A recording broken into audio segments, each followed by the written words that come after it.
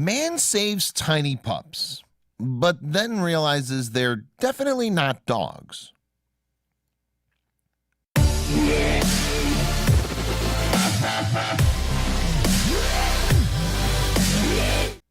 A team effort.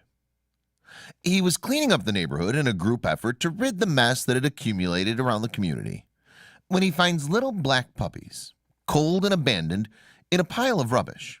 With no other choice, he rushed them to the nearest vet in the area to try to save 5 tiny little bundles of life before it was too late. A dump. Craig McGettrick was happy to be part of a neighborhood cleanup in his area. The vicinity had become a dumping ground and would only get worse if something wasn't done about the growing problem soon. It was also just plain gross to look at every day, and he was eager to have a beautiful area outside his home again. Armed to the teeth. Everybody spread out, armed with gloves, bags, shovels, and the motivation to really get stuck into the task at hand. No one expected to stumble upon 5 tiny lives stashed inside a mattress that had been heaped atop a pile of rubbish, bordering the woods. But that's exactly what Craig found. The search. In a pile of discarded rubbish, Craig continued the difficult task of bagging what he could and transporting the bigger items to cars nearby for removal. The pile contained an old mattress that began moving and squeaking when Craig pulled it towards himself. He stopped what he was doing and immediately began searching for the source of the noise. He wasn't expecting to find 5 tiny black puppies. There were 2 things running through Craig's mind as he spied the tiny pups with their eyes still shut. One was that people had abandoned the puppies, knowing that during the cleanup effort happening today, someone would find them and give them the proper care. The other was that a stray mother dog had abandoned them in the heap and moved on. Either way, he was left with no choice. To the vet. He called to his friend Becky, and together they rushed to find a cardboard box to house the pups on the way to the vet. They lined it with anything soft they could find and found a hot water bottle to add to the makeshift den to keep the babies from catching a chill during transportation. When they got to the vet, things started to get a bit weird. A miracle. The vet was part of an animal rescue center, and the pups would be cared for until they were able to find new homes for them. They needed to be fed every few hours with a bottle and puppy replacement milk for them to grow up strong and healthy. Puppies with their eyes still closed are way too young to survive on their own. They would need a miracle to pull through. Photos for Facebook. Craig and Becky handed the impossibly cute pups over to the capable people at the Liverpool Animal Center. But just before they did that, they snapped some photos to remember them by. They wanted to post these pics on social media and see if they could get a lead as to who dumped them there. Or was there more to this story? Cruel-hearted humans. Other than a cruel-hearted human owner that threw a litter of unwanted puppies into a rubbish heap, there may be another theory.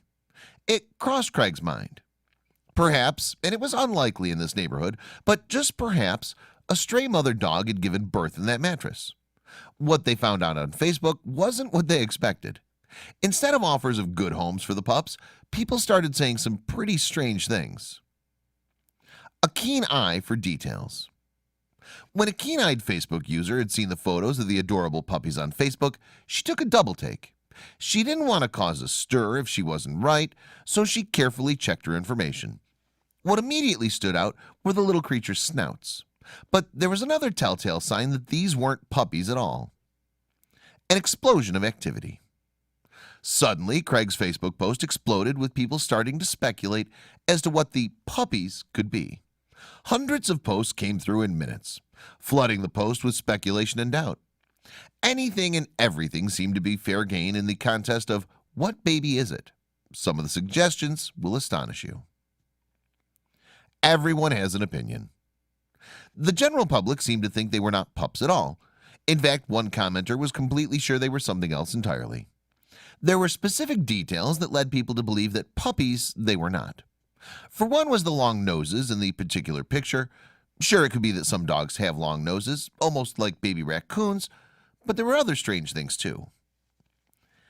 Any and every kind of animal. Another Facebook user noticed that the tails were unlike any puppy he'd ever seen.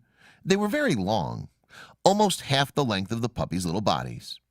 To him, he was sure that the puppies were in fact some type of rodent. I mean, if you look at rats when they're born, they have incredibly long tails. Of course, he had no means to judge size from a photo, so it was completely possible.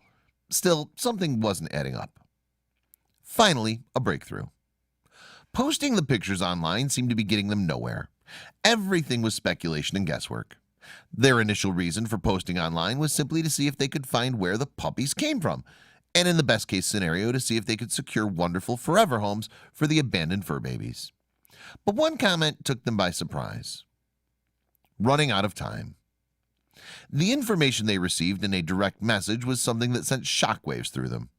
It came directly from a welfare authority, so they knew the information was founded on truth and knowledge.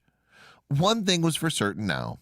They had to get those puppies back from the animal center and take them straight back to where they were found right away. Time may have already been running out.